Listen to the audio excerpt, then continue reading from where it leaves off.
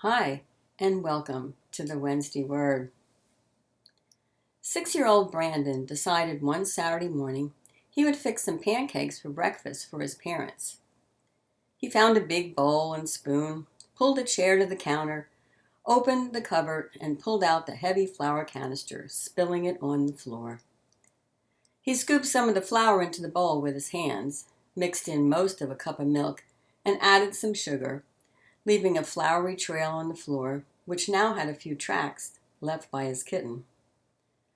Brandon was covered with flour and getting frustrated.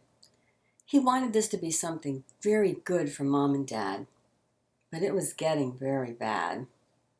He didn't know what to do next, whether to put it on the oven or on the stove, and he didn't know even how the stove worked. Suddenly, he saw his kitten licking from the bowl of mix and reached to push her away, knocking the egg carton to the floor. Frantically, he tried to clean up this monumental mess, but slipped on the eggs, getting his pajamas white and sticky. And just then, he saw Dad standing at the door. Big crocodile tears welled up in Brandon's eyes. All he'd wanted to do was something good, but he'd made a terrible mess. He was sure a scolding was coming, maybe even a spanking. But his father just watched him. Then, walking through the mess, he picked up his crying son, hugged him, and loved him, getting his own pajamas white and sticky in the process. That's how God deals with us. We try to do something good in life, but it turns into a mess. Our marriage gets all sticky, or we insult a friend, or we can't stand our job. Our health goes sour. Sometimes we just stand there in tears because we can't think of anything else to do.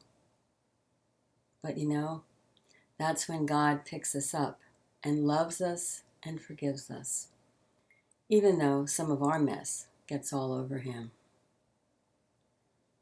Psalm 145, verse 14 in the Message says, God gives a hand to those down on their luck, gives a fresh start to those ready to quit.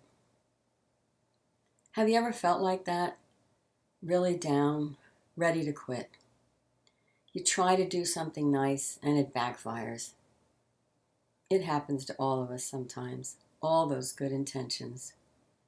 But then God extends his hand to us, pats us on the back and says, it's going to be okay.